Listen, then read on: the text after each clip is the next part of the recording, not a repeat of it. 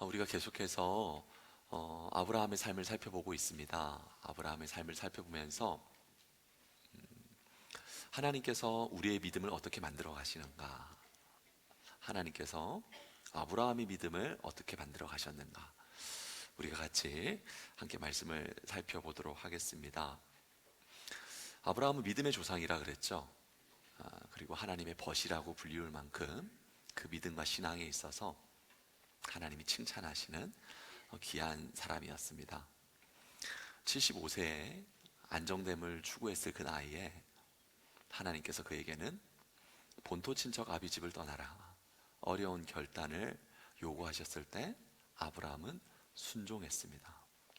그의 모든 안전망, 또 그의 가치관, 또 그의 재물까지도 뒤로하고 오직 하나님을 바라보며 하나님을 향해서 나아갔습니다. 창기한 믿음의 사람이죠. 그리고 그 과정에서 세겜에서 제단을 쌓았고, 베델에서 하나님을 불렀고, 그리고 하나님이 인도하신 땅 가나안 땅까지 들어오게 되었습니다. 여기까지 보면은 모든 것이 순조롭죠. 하나님이 부르셨고 또 순종하였고 하나님의 인도함을 받았더라. 그런데 우리가 지난주에 살펴봤던 것처럼 하나님께서 인도하신 삶인데, 하나님께서 부르신 삶의 과정인데 만나게 되는 것은 기근을 만나게 되는 거예요. 하나님이 부르셨는데 기근을 만나되 심한 기근을 만나게 되었다. 그것이 우리가 믿음의 삶을 살아갈 때 참 물음표가 달리는 사실이다. 우리가 함께 나누었죠. 그 기근을 만났을 때 아브라함이 두 가지 이유로 그의 믿음에 있어서 실패하게 되는데, 우리가 생각할 때 하나님은 참 좋으신 분입니다. 하나님은 참 선하신 분입니다. 그렇기 때문에 더욱이 순종하는 자에게는 반드시 좋은 것으로, 선한 것으로 응답하셔야 되는 하나님이십니다. 여러분, 잘못된 게 아닙니다. 그런데 하나님께서는 우리가 만나게 되는 환경의 좋고 나쁨으로 하나님의 선하심을 판단하기를 원치 않으시죠. 여러분, 그게 참 중요합니다.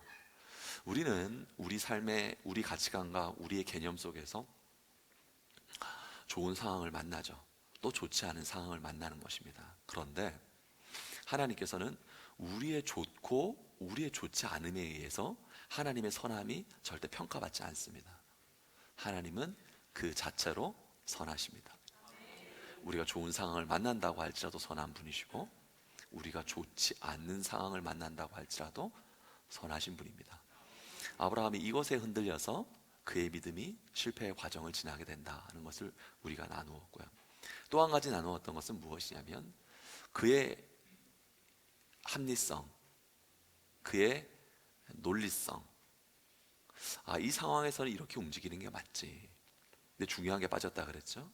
하나님께 묻는 게 빠졌잖아요. 하나님께 묻는 것, 응답하신 하나님, 말씀하신 하나님, 하나님께 묻고 하나님께 듣고 움직였더라면은 다른 결과를 맞이했겠지만, 그는 하나님께 묻기보다는 자신의 그 합리적인 판단, 자신의 삶의 경험 속에서 누적된 그 가치관, 그것을 따라 움직였을 때 그의 믿음은 실패하였다. 믿음의 조상이었는데 믿음에 실패했죠. 하나님의 벗이었는데 믿음에 실패했습니다. 그는 애굽으로 내려간 인생이 되었죠. 그러나 하나님께서는 아브라함의 믿음이 실패했을 때, 그가 애굽 땅을 향해서 내려갔을 때 하나님께서는 그를 어떻게 다루어 가시는가, 그리고 실패한 믿음으로 내버려 두지 아니하고 어떻게 그를 믿음의 사람으로 다시금 일으키시는가, 이 과정을 우리가 함께 살펴보면서, 그렇다면 우리 또한 이 땅의 믿음의 삶을 살아갈 때 우리는 수없이 흔들리고 우리는 넘어지는 반복적인 삶을 살아가면서 하나님께서 우리의 삶을 어떻게 다루어 가시는가, 하나님께서 어떻게 우리를 믿음의 반열에 올리시는가, 오늘 말씀을 통해서 은혜 받는 시간이 될 줄로 믿습니다. 오늘 우리가 읽은 말씀을 보면은 14절에서 16절까지의 말씀을 보면 이렇게 말하고 있죠. 우리 같이 한번 읽어보겠습니다. 아브라함이 애굽에 이르렀을 때 애굽 사람들이 그 여인이 심히 아리따움을 보았고, 바로의 고관들도 그를 보고 바로 앞에서 칭찬함으로 그 여인을 바로의 궁으로 이끌어 들인지라. 이에 바로가 그로 말미암아 아브라함을 후대함으로 아브라함이 양과 소와 나비와 암수 나귀와 낙타를 얻었더라. 아브라함은 계획을 세웠습니다. 어떤 계획을 세웠냐면은 애굽 땅으로 내려가게 됐을 때 아내 사라가 굉장한 미모를 소유하였기에 이 아내로 인하여서 어려움을 겪을 수도 있기 때문에 아내를 누이라고 한다면 우리는 목숨을 건질 수 있을 것이다. 거기까지만 생각을 한 거예요. 우리는 보통 계획을 세울 때 우리가 보이는 데까지만 계획을 세웁니다. 그런데 우리 삶에서 실제로 맞이하는 것은 우리의 계획을 넘어서는 새로운 환경과 새로운 사건들을 만나게 되죠. 우리가 아무리 계획을 세운다고 하지만 우리가 통제 가능한 미래는 결코 우리 앞에 오지 않습니다. 우리가 다스릴 수 없는 환경들을 우리가 만나게 되는 거죠. 아브라함은 생각하기를 아내를 누이라고 말한다면 우리의 목숨을 건질 수 있을 것이다. 여기까지 생각을 했어요. 아내가 빼앗길 것이라고는 생각하지 못했습니다. 그런데 아브라함이 내려가서 아내를 누이라고 속였는데 무슨 일이 벌어지게 되냐면 사라의 미모가 얼마나 아름다웠는지 그의 미모를 보고 소문이 나기 시작했고 바로의 신하들이 그의 미모를 보았으며 결국에는 바로 왕마저도 사라의 미모를 보게 되었습니다. 아내 사례를 이제는 빼앗길 수밖에 없는 상황을 맞이하게 되었어요. 누이라고 속인다면 우리 목숨을 건질 수 있을 텐데 거기까지 생각했는데 마주하게 되는 상황은 아내를 송두리째 바로 왕에게 빼앗길 수밖에 없는 상황을 맞이하게 된 거예요. 통제할 수 없는 현실을 맞이하게 된 것입니다. 여러분, 우리가 삶을 살아갈 때, 우리의 삶을 마주하게 될 때 때로는 우리가 계획을 세우기도 하고 때로는 우리 삶에서 실수를 하기도 합니다. 그런데 우리는 우리 삶에서 만나게 되는 삶의 과정들이 우리가 도저히 다스릴 수 없는 그 삶의 상황들을 만나기도 되거든요. 그렇다면 그 상황 속에서 하나님께서 역사하시고 또 하나님께서 개입하시고 하나님께서 일하시길 소원하는데 놀라운 것은 무엇이냐면 아브라함의 삶에서 발견할 수 있는 것은 하나님은 그 상황에서 침묵하세요. 우리가 지난주 10절에서 13절까지 말씀을 살펴보았고 오늘 14절에서 20절까지 말씀을 살펴보는데 창세기 12장 10절부터 16절까지는 하나님이 개입하지 않습니다. 하나님께서 침묵하세요. 아브라함이 잘못된 판단을 내리거든요. 애굽 땅으로 내려가야겠다라는 판단을 내리고요. 그리고 그 속에서 사라를 누이로 속여야겠다는 잘못된 생각을 합니다. 그리고 사라가 위기에 봉착하게 됩니다. 근데 이 상황에서 만나게 되는 것은 무엇이냐면 하나님은 침묵하세요. 하나님 개입하지 않으세요. 여러분, 우리도 마찬가지거든요. 우리의 삶이 항상 온전하지 않습니다. 우리는 실수할 때도 많고 우리가 얘기하지 않는 미래를 만나는 순간들이 있습니다.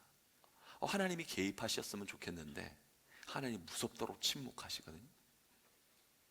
하나님 응답하셨으면 좋겠는데 하나님 일하셨으면 좋겠는데 하나님 응답하시지 않고 하나님이 일하시지 않는 사막과도 같은 상황을 만나게 됩니다. 그렇다면 하나님은 왜 침묵하시는 것일까요? 하나님의 자녀인데 판단이 미숙하니까 그 상황 가운데 하나님 개입할 수 있잖아요. 잘못된 일이 점점 불거워질 때 하나님 개입하실 수 있잖아요. 근데 하나님 침묵하시거든요. 왜 그럴까요? 아마 이 자리에 계신 여러분들 중에서도 하나님의 침묵을 경험하는 분들이 있을 겁니다. 하나님 왜 우리 삶에 침묵하시는 걸까요? 분명한 것은 무엇이냐면 하나님의 침묵을 통해서 우리가 배울 수 있는 것은 하나님이 우리 삶에 침묵하실 때 우리 믿음이 성장하게 됩니다. 그것이 믿음의 백성들에게 나타나게 되는 삶의 역사입니다. 하나님은 침묵하시지만 하나님은 그 침묵을 통해서 무엇이 자라나게 되느냐? 우리 신앙이 자라나게 되는 것입니다. 아브라함이 애굽 땅으로 내려가려고 결정을 내렸을 때 하나님께서 얼마든지 없는 것을 있는 것으로 부르시는 하나님이 애굽으로 내려가는 아브라함의 발길을 막을 수가 있죠. 막을 수가 있죠. 애굽 땅으로 못 내려가게 할 수 있죠. 근데 여러분 생각해 보세요. 이것은 정확하게 뭐예요? 아브라함의 믿음입니까? 아니죠. 하나님이 아브라함을 조종하는 거예요. 애굽 땅으로 애시당초 못 내려가게 하나님께서 높은 허들을 세웠더라면 아브라함이 애굽 땅으로 내려가지 않는 것이 아브라함의 믿음이 아니라 하나님의 조종이에요. 하나님은 우리를 조종하기를 원치 않으십니다. 사랑하는 성도 여러분, 하나님은 우리를 조종하는 걸 원치 않으세요. 하나님은 우리와 관계를 맺기를 원하십니다. 여러분, 관계는 무엇이냐면 마음을 쏟는 것이고 정성을 쏟는 것이고 사랑하는 거예요. 하나님은 우리가 하나님을 사랑하기를 원하시지 우리를 조종하는 것을 원치 않으십니다.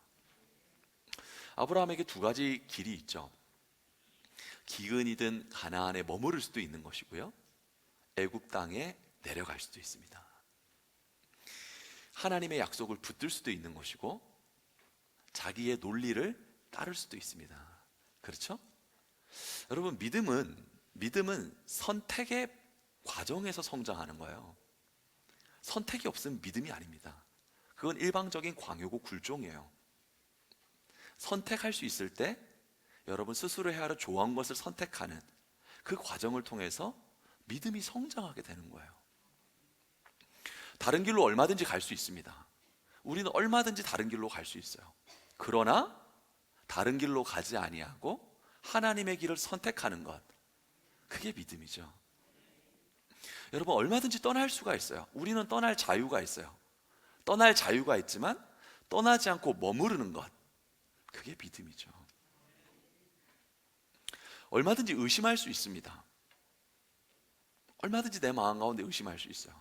그렇지만 의심하지 않고 그분을 신뢰하기로 작정하는 것, 그게 바로 믿음이라는 것이죠. 우리 논리를 얼마든지 따를 수 있지만 내 논리를 내려놓고 하나님 말씀을 붙잡는 것, 여러분, 그게 참 믿음이에요. 그러니까 참 믿음은 어디서 태동되며 어디서 성장하는가, 한 가지 선택지에서 선택하고 여러분 성장하는 것이 아니라 선택의 자유가 있을 때 하나님의 편을 선택함을 통해서 우리 믿음이 성장하게 되는 것이죠. 여러분, 관계를 한번 생각해 보자고요. 관계. 여러분, 관계, 사랑을 강요하는 것, 사랑을 강요함으로 받는 사랑, 그거 사랑일까요? 그건 사랑이라고 하지 않아요. 그건 정확하게 무엇이라고 말하냐면은 굴종이라고 합니다. 너 나 사랑해야 돼. 여러분, 저 사랑하셔야지 돼요? 이러면 제가 여러분에게 굴종식을 강조하는 거예요. 그게 아니에요. 사랑은요, 사랑은 무엇이냐면 떠날 수 있지만 머무르는 것, 그게 진짜 사랑이에요. 얼마든지 떠날 수 있지만 머무르는 것. 우리 새로 오신 강도사님 면접 볼 때 이야기를 나누니까 사모님이 굉장히 젊으시더라고요. 너무 젊으신데, 야, 딱 그 결혼 스토리 이야기를 듣는데 이 사람이다, 볼 것 없다, 그런 결정을 내렸다 그러더라고요. 앞으로 선택의 여지가 많이 있을 텐데, 선택의 결정을 분명히 많이 내릴 수가 있을 텐데 이 사람이다, 정착하기로 결정하는 것, 여러분, 그게 사랑이죠. 얼마든지 떠날 수 있지만 머무르는 것. 여러분, 진짜 사랑이 뭘까요? 배신할 수도 있을 때 신실한 게 사랑이에요. 누구나 다 배신할 수 있어요. 그런데 나는 배신하지 않고 신실하겠다, 그게 사랑인 거예요. 다른 선택지가 얼마든지 있죠. 정말 교회를 사랑하는 게 뭘까요? 여러분, 정말 주님을 사랑하는 게 뭘까요? 다른 선택지가 얼마든지 있어요. 그러나 교회를 사랑하기로 결정하는 것, 하나님을 사랑하기로 결정하는 것, 그게 진짜 사랑입니다. 사랑하는 성도 여러분, 우리가 이 시간 확실히 했으면 좋겠습니다. 하나님은 로봇을 원치 않으세요. 하나님이 원하시는 것은 복종을 원하시는 게 아닙니다. 하나님은 우리 마음을 원하십니다. 우리 마음의 중심에서 우러나오는 순종, 우리 마음의 중심에 우러나오는 결단, 우리 마음의 중심에서 우러나오는 헌신. 주님은 우리 마음을 원하세요. 창세기 말씀을 보면은 하나님께서 에덴 동산을 지으시고 창세기 2장 17절을 보면은 아담에게 이렇게 말씀하시잖아요. 같이 한번 읽어보겠습니다. 선악을 알게 하는 나무의 열매는 먹지 말라. 하나님이시잖아요.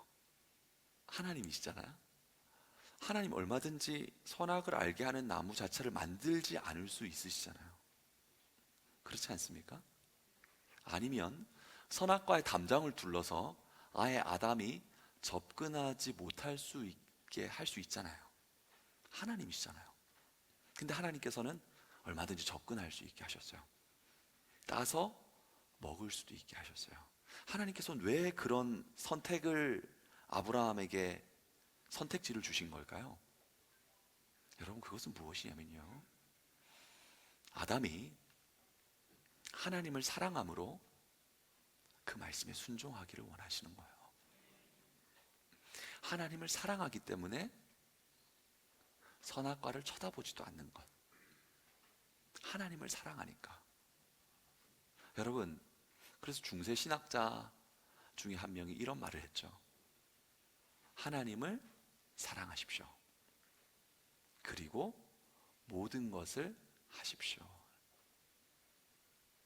여러분, 주님을 사랑하면 우리의 모든 행위가 하나님을 기쁘시게 하는 행위로 나와 있게 됩니다. 이건 훈련이 아니에요. 하나님은 진심을 원하십니다. 마음에서 우러나오는 사랑, 마음에서 우러나오는 헌신, 마음에서 우러나오는 순종.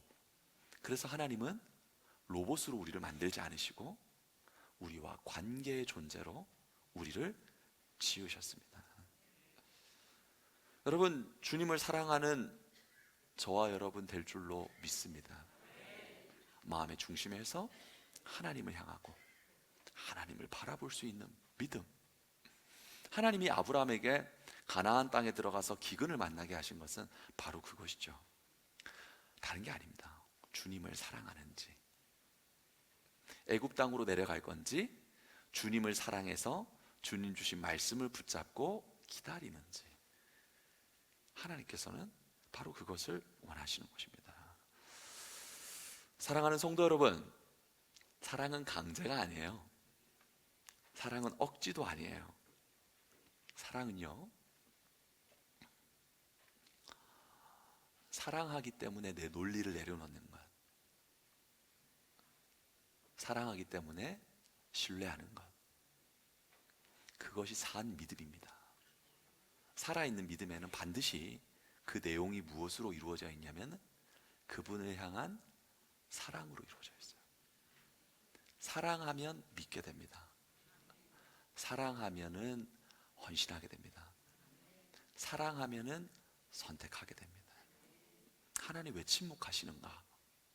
때로는 그 침묵의 순간, 무서운 침묵의 과정을 통과하지만 그 속에서 우리가 주님 사랑하기를 원하세요. 주님을 향한 우리 마음의 중심을 드리기를 원하는 거예요. 두 번째, 하나님께서 왜 침묵하시는가? 하나님께서는 침묵을 통해서, 하나님의 침묵을 통해서 우리 신뢰의 성장이 있게 하시고 분별의 성장이 있게 하시는 것입니다. 하나님의 침묵을 통해서 믿음을 배우게 되는 것이고, 동시에 무엇을 배우게 되냐면은 우리는 신뢰를 배우게 됩니다. 여러분, 침묵이 없으면 신뢰를 배울 수가 없어요. 한번 생각해 보십시오. 하나님께서 매번 즉각적으로 응답을 하신다고 생각을 해 보십시오. 매번 모든 순간에 즉각적으로 응답을 하신다. 그렇다면은 우리는 믿음의 사람이 되지 않아요. 어떤 사람이 되느냐? 확인하는 사람이 될 뿐이에요. 무슨 말씀인지 이해가 되십니까? 하나님은 우리가 확인하는 사람으로 서는 걸 원치 않으세요? 믿음의 사람이 되기를 원하세요. 한 어머니가 자녀를 수학 문제를 가리키는데, 아이가 수학 문제를 풀면서 방정식을 푼든지 함수를 푼든지 과정이 있잖아요. 괄호도 풀어야 되고 뭐 루트도 나눠야 되고 제곱도 풀어야 되고 여러 가지 과정이 있잖아요. 그런데 엄마에게 자꾸 물어보는 거예요. 엄마, 이렇게 하는 거 맞아? 응, 맞아. 이 다음에 이렇게 하는 거 맞아? 응, 맞아. 엄마, 이렇게 하는 거 맞아? 응, 맞아. 여러분, 그 과정에 아이의 수학 실력이 성장할 수 있습니까? 없어요. 수학 실력은 그렇게 성장하는 게 아니에요. 어떻게 풀어가는지, 어떻게 해나가야 되는지 본인이 경험해보고 본인이 실패해보면서 성장하는 것이지, 모든 순간 가운데 이렇게 생각하는 게 맞아? 이렇게 생각하는 게 맞아? 이렇게 생각하는 게 맞아? 묻는다면 거기는 성장이 없어요. 그런데 늘 곁에서 가르쳐주던 어머니가 자리를 비우게 되었을 때 두렵죠, 초조하죠. 이렇게 하는 게 맞을까? 이렇게 하는 거 맞을까? 답을 찾아가는 거예요. 거기서 실력이 성장하게 되죠. 여러분, 신뢰는 바로 거기서 성장하게 됩니다. 신앙생활 마찬가지예요. 하나님, 이쪽으로 가도 됩니까? 저쪽으로 가도 됩니까? 응, 이쪽으로 가. 하나님, 이 사람을 사랑해도 됩니까? 이 사람을 사랑하면 안 됩니까? 어떻게 해? 여러분, 하나님은 우리가 하나님의 지시를 따르기를 원하시지만 믿음으로 지시를 따르기를 원하세요. 왜 하나님께서 때로는 침묵하시는가? 믿음으로 선한 것을 분별하기를 원하시는 것입니다. 그래서 로마서 12장 2절 말씀을 보면은 이렇게 말해요. 같이 한번 읽어보겠습니다.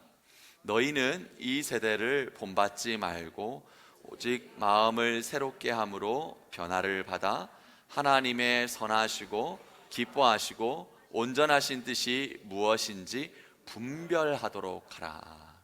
아멘. 여러분, 분별이 필요한 거예요. 하나님의 자녀들에게 분별이 필요한 거예요. 어떤 분별이 필요합니까? 기도하는데도 응답이 없어요. 분별을 해야죠. 어떤 분별을 해야 됩니까? 계속해서 기도해야 될 것을 분별해야죠. 기도하는데 응답이 없다. 그러면 주님이 계시지 않구나. 주님이 일하시지 않구나.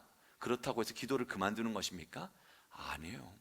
하나님을 향한 신뢰가 깊어지면은 하나님의 응답이 없다고 할지라도 기도하기로 분별하는 거예요. 이게 바로 신뢰의 성장이에요. 여러분, 삶의 길이 보이지 않아요. 어려움을 점점 더 깊이 만나게 되는 거예요. 그런데도 분별을 해야죠. 어떤 분별하는 것입니까? 하나님 말씀을 붙잡아야겠다. 분별을 하는 거예요. 여러분, 우리의 상황이 점점 나빠질 수 있습니다. 그 상황이 점점 나빠지는 상황 가운데서 분별을 해야죠. 어떤 분별을 하는 것이죠? 하나님이 선하시다고 믿는 것입니다. 여러분, 우리 눈에는 모든 길이 다 막혀 있는 것처럼 보여요. 그래도 분별을 해야죠.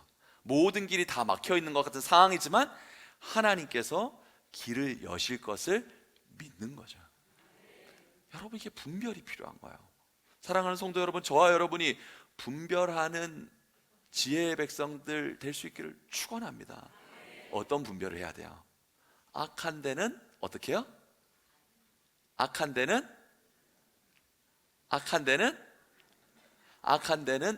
미련하고, 악한 데는 미련하고, 선한 데는 지혜로운 분별.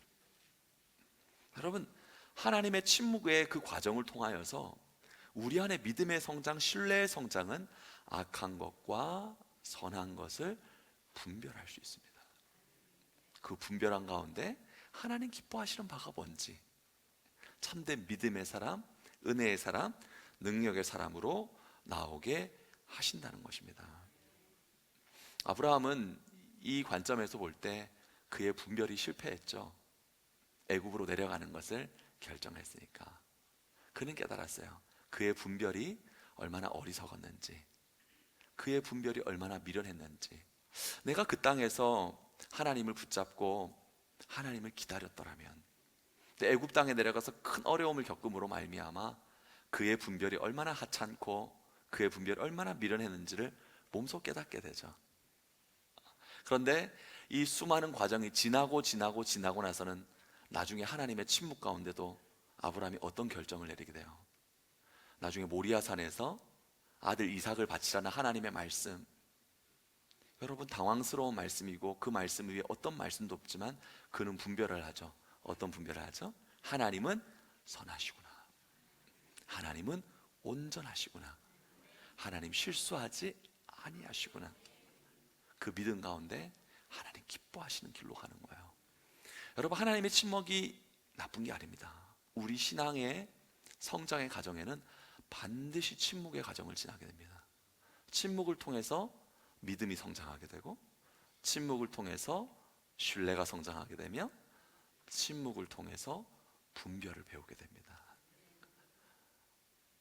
사랑하는 소원교회 모든 성도들이 악한 데는 미련하고 선한 데는 지혜로우며 분별함으로 하나님의 선한 뜻을 따라갈 수 있는 성령의 사람들 다 될 줄로 믿습니다. 오늘 본문 말씀의 두 번째 하나님께서 우리에게 주시고자 하는 은혜는 믿음을 잃어서 실패한 아브라함이잖아요. 믿음을 잃고 실패한 아브라함. 그런데 그 실패한 아브라함에게 하나님은 어떻게 하시는가? 은혜를 베풀어 주십니다. 사랑하는 성도 여러분, 하나님은 실패한 성도들을 은혜를 베풀어 주십니다. 18절 20절 말씀 같이 한번 읽어보겠습니다.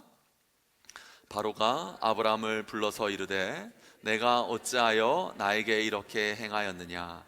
내가 어찌하여 그를 내 아내라고 내가 말하지 아니하였느냐? 내가 어찌 그를 누이라 하여 내가 그를 데려다가 아내를 삼게 하였느냐? 내 아내가 여기 있으니 이제 데려가라 하고 바로가 사람들에게 그의 일을 명하매 그들이 그와 함께 그의 아내와 그의 모든 소유를 보내었더라. 참 인상적인 말씀이 기록되고 있거든요. 아브라함은 어떤 사람이죠?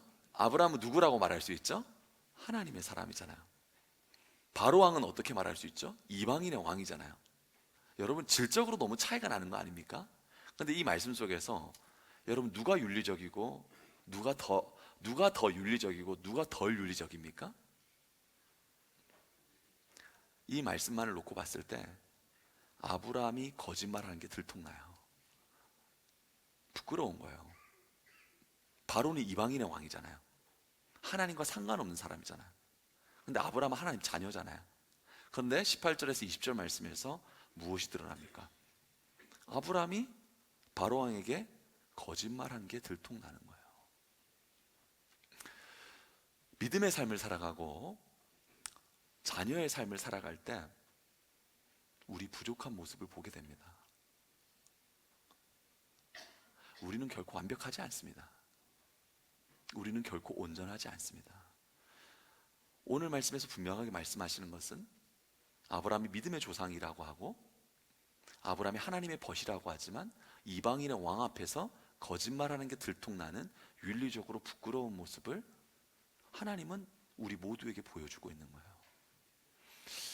사랑하는 성도 여러분, 저와 여러분이 이 사실을 성경 가운데 잘 깨달았으면 좋겠는데요. 믿음은 윤리를 초월합니다.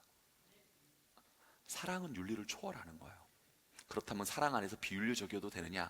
그렇지는 않습니다. 여러분, 믿음과 사랑은 윤리보다 큽니다. 하나님께서 우리를 사랑하실 때 우리의 도덕을 초월합니다. 그게 하나님의 사랑입니다. 모세는 위대한 선지자였습니다. 모세는 위대한 하나님의 종이었습니다. 하나님을 대면한 사람이요, 애굽에서 이스라엘 백성을 건진 사람이요, 하나님의 위대한 종이었습니다. 그런데 모세에게 해결되지 않는 문제가 한 가지 있었습니다. 바로 그것이 무엇인지 아십니까? 모세는 분노의 문제가 해결되지 않았어요. 그는 하나님의 위대한 사람이었지만 그의 내면에 분노를 그대로 가지고 있었어요. 무리바의 반석 앞에서 백성들이 물이 없어서 모세를 향하여 원망할 때, 기도할 때 하나님 모세에게 말씀하시거든요. 반석을 쳐서 물을 내라. 하나님은 말씀하세요. 반석을 쳐서 물을 내라. 백성들의 수없는 원망과 수없는 불평이 힘들죠. 그런데 하나님은 모세에게 말씀하세요. 아무 말씀 안 하세요. 반석을 쳐서 물을 내라. 그런데 모세는 어떤 반응을 보이냐면은 민수기 20장 10절입니다. 같이 읽어봅니다. 모세가 그들에게 이르되 반역한 너희여 들으라. 우리가 너희를 위하여 이 반석에서 물을 내랴. 모세의 감정을 볼 수 있죠. 모세가 물을 내는 거 아니거든요. 모세가 은혜를 만드는 게 아니에요. 우리 참 빠지기 쉬운 오류가 뭐냐면요, 은혜를 우리가 만든다고 생각을 해요. 은혜가 끊어졌기 때문에 그렇게 생각하는 거죠. 은혜는 하나님이 주시는 거예요. 사막에서의 물은 모세가 만드는 게 아니에요. 하나님 주시는 거예요. 근데 모세는 뭐라고 말했냐면은 내가 너희를 위해서 반석에서 물을 내라? 내가? 우리가? 아니요. 하나님 하시는 거예요. 그러고 노하면서 반석을 2번 내리셨습니다. 모세에게는 어떤 문제가 있었냐? 분노의 문제가 있었죠. 야곱을 볼게요. 야곱은 어떤 사람이었습니까? 12지파를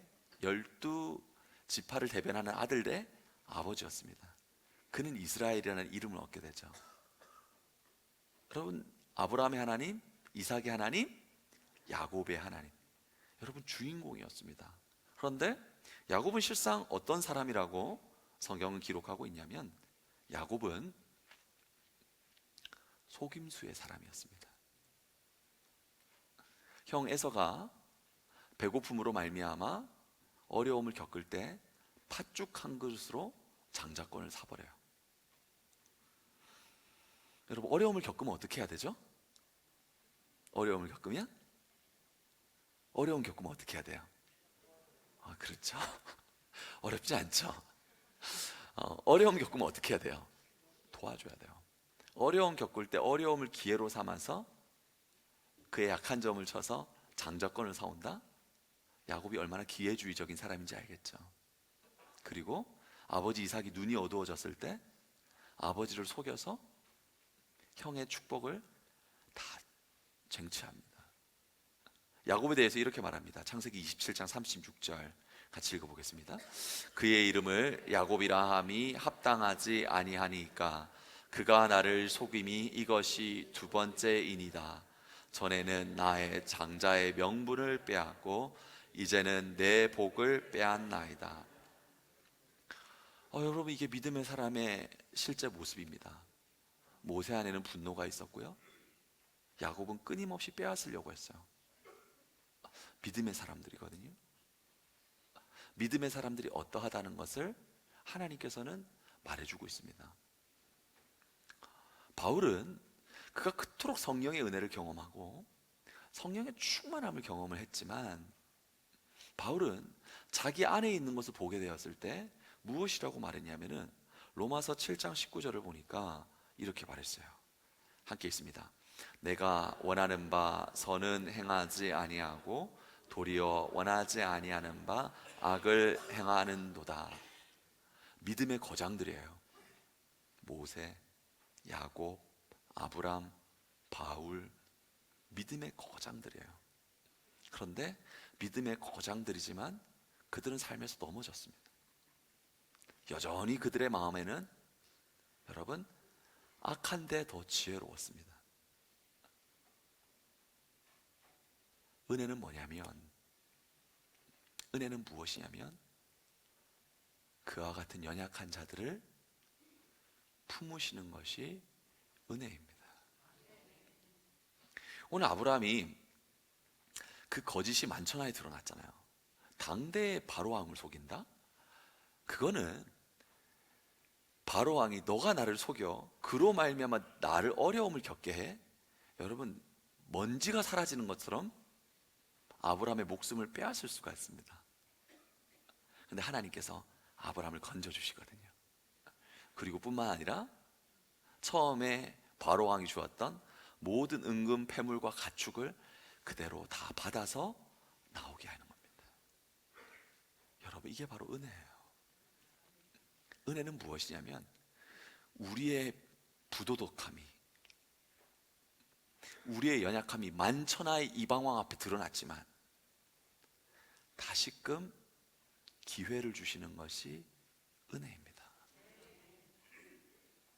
사랑하는 성도 여러분, 하나님께서는 여러분에게 은혜를 주십니다.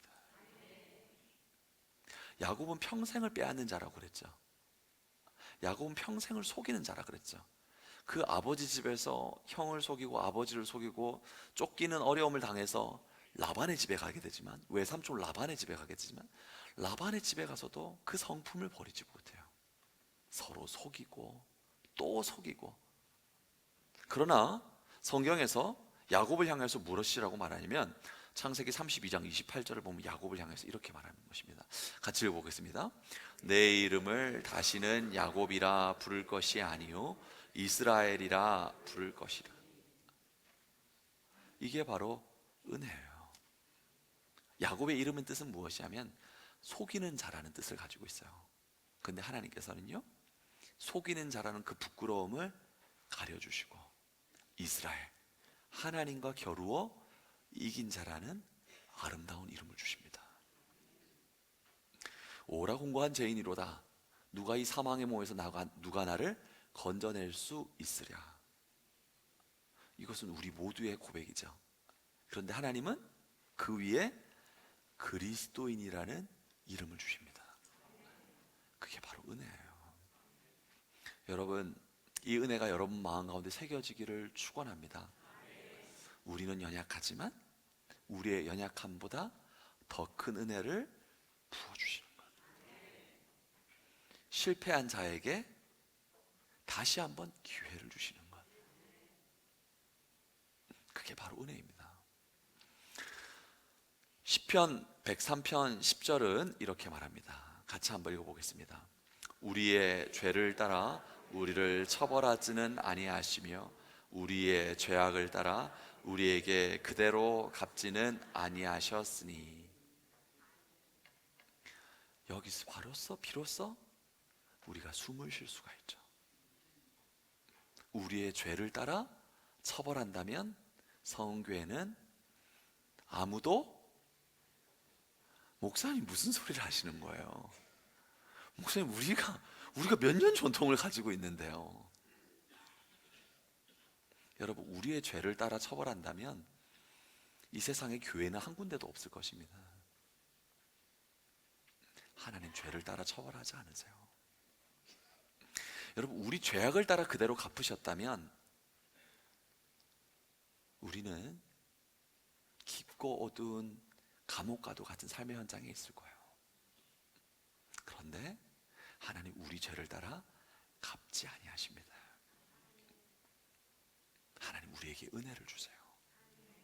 여러분, 그 속에서 우리 믿음이 성장하게 되는 것이고 우리의 신앙 인격이 성장하게 되는 것입니다.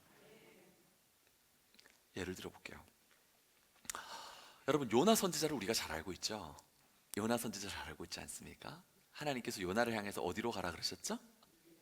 니느웨로 가라 그러셨죠. 니느웨로 가라고 했는데 요나는 어디로 갔습니까? 다시스로 갔잖아요. 여러분, 실패했죠. 불순종했죠. 하나님이 크고도 놀랍고도 영광스러운 뜻을 자신의 개인의 감정 안에 묶어버렸죠. 나는 니느웨가 싫으니까. 하나님의 큰 뜻은 보지 못하고 자신의 그 작은 감정 안에 흔들려서 다시스로 도망을 갔죠. 그런데 다시스로 도망가는 요나에게 하나님께서 어떻게 말씀하시냐면은 요나서 3장 1절과 2절 말씀을 보면 이렇게 말하고 있습니다. 같이 읽어보겠습니다. 여호와의 말씀이 두 번째로 요나에게 임하니라. 이르시되 일어나 저 큰 성읍 니느웨로 가서 내가 내게 명한 바를 그들에게 선포하라 하신지라. 아멘. 여러분, 여기서 하나님의 인자하심이 보이십니까? 하나님의 자비하심이 보이시나요? 여호와의 말씀이 불순종한 요나에게 두 번째로 또 말씀해 주시는 거예요. 요나야, 나는 너를 쓰기를 원해. 너는 내 백성이고 나의 존귀한 인생으로 쓰기를 원해. 다시 니느웨로 가면 안 되겠니? 두 번째로, 여러분, 이게 은혜예요. 두 번째로가 은혜입니다. 하나님 이 은혜 우리에게 주시는 거예요. 마가를 볼까요? 마가복음을 기록했던 마가. 바울과 1차 전도 여행을 함께 했던 사람이잖아요. 1차 전도 여행. 전도 여행이라 그러니까 뭔가 좋을 것 같은데 전도자가 붙으니까 어려운 거 아시겠죠? 사역 여행 간다 그러면은 잘 안 가겠죠. 힘들 거 뻔히 아니까. 안 그렇습니까? 맞아요. 감사해요, 성가대.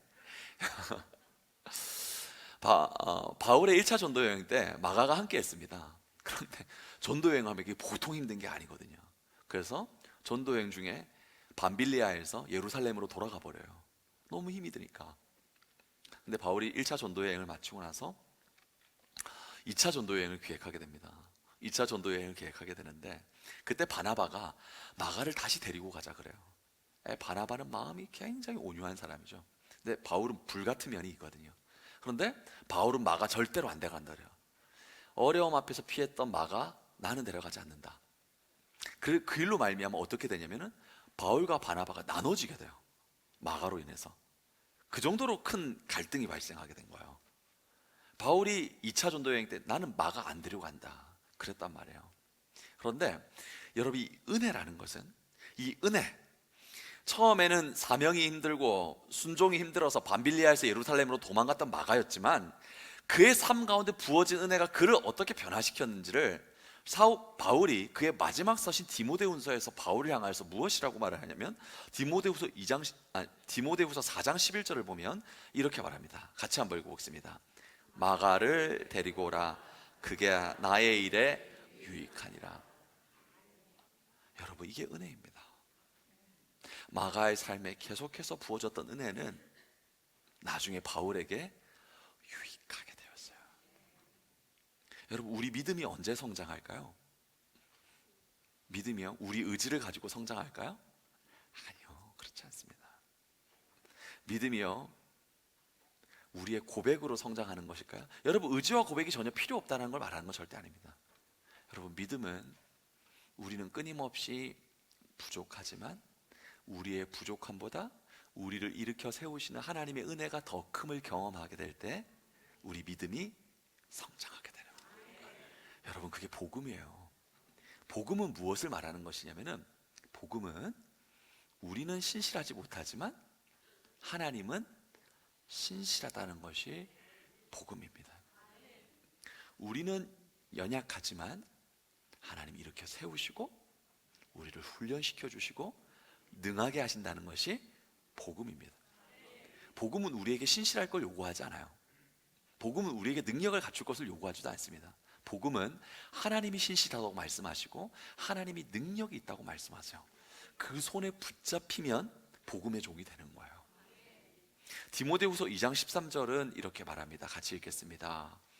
우리는 미쁨이 없을지라도 주는 항상 미쁘시니 자기를 부인하실 수 없으리라. 아멘. 여러분, 우리는 미쁘지 않아요. 우리는 미쁘지 않아요. 그런데 하나님이 미쁘신 거예요. 하나님은 자기를 부인하실 수 없으세요. 당신의 미쁘심으로 우리를 미쁘시게 여기세요. 거기서 우리 믿음이 성장하게 되는 거예요. 여러분, 각자가 처해 있는 삶의 상황과 환경이 다 다릅니다. 여러분, 힘드시죠? 넘기 어려운 고비를 만나시죠? 때로는 그냥 넘어져서 그 자리에 있고 싶을 때도 있으시죠? 근데 그거 아세요? 하나님이 미쁘시기 때문에 넘어갈 수 있는 은혜를 주세요. 감당할 수 있게 하시는 거예요. 거기서 우리가 비로소 경험하게 되는 것이 무엇이냐면은 하나님 정말 좋으신 분이시구나. 하나님이 고비도 넘어가게 하시는구나. 여러분, 그 속에서 바로 뭐가 되는지 아십니까? 주님을 주님을 사랑하게 되는 거예요. 사랑하는 성도 여러분, 의지적으로 예수를 믿는 분이 있습니까? 의지로 예수를 믿는 것은 여러분 주님을 사랑함으로 주님을 믿게 되는 저와 여러분 될 수 있기를 축원합니다. 주님을 사랑하는, 그는 미쁘시니 그는 미쁘심으로 우리를 안아주신 하나님, 그 은혜 가운데 설 수 있을 줄로 믿습니다. 하나님 침묵하시거든요. 여러분 침묵은 절대 우리를 미워해서 그러신 게 아니에요. 우리가 잘못해서도 그런 게 아니에요. 침묵을 통해서 믿음이 성장합니다. 침묵을 통해서 분별할 수 있는 믿음. 이 분별이라고 해가지고 또 모든 걸 다 분별하는 게 아니에요. 여러분, 선한 데는 지혜롭고 악한 데는 미련한 분별이에요. 하나님의 선하시고 온전하신 뜻이 무엇인지를 분별하는 것입니다. 사랑의 분별이죠. 여러분, 하나님의 침묵을 통해서 신뢰가 성장하게 되는 거예요. 아멘. 침묵의 과정을 통과하는 분 조금만 힘을 내십시오. 좋은 걸 배우게 될 겁니다. 실패하신 분이 있습니까? 넘어진 분이 계십니까? 괜찮아요. 아브라함의 부도덕한 실력 없으면 바로왕 앞에서 드러났어요. 근데 하나님 다시 일으켜 주시잖아요. 그러면서 하나님의 선하심을 알아가면서 누가 되는 거예요? 믿음의 조상이 되는 거예요. 하나님의 법인, 하나님의 벗이 되는 거예요. 아브라함의 믿음이 특별한 이유가 무엇이냐면, 아브라함이 왜 믿음의 조상이라고 말하면요, 이 믿음이 있기 때문에 그런 거예요. 잠언 24장 16절 말씀 같이 읽겠습니다. 의인은 7번 넘어질지라도 다시 일어나려니와 악인은 재앙으로 말미암아 엎드러지느라. 아멘. 7번 넘어져도 또 일어나는 거, 믿음이야. 왜 일어날 수 있죠? 주님이 겨드랑이에 팔을 끼워서 일으켜 주시잖아요. 성령을 보내주시잖아요. 여러분, 사랑을 부어주시잖아요. 여러분, 할 수 있습니다. 저와 여러분이 의인의 믿음이 뭘까요? 7번 넘어져도 8번 일어나는 믿음. 그 믿음으로 우리가 삶을 다스릴 수 있으면 좋겠습니다. 그러함으로 하나님의 선하심을 경험하고 우리 주의 선하심을 여러분 삶 가운데 나타낼 수 있는, 그죠? 하나님 God is good all the time이라고 말할 수 있는, 하나님은 선하십니다. 그런 우리 모든 성도들 될 줄로 믿습니다. 우리 같이 자리에서 다 같이 일어나겠습니다. 우리 같이 찬양합니다.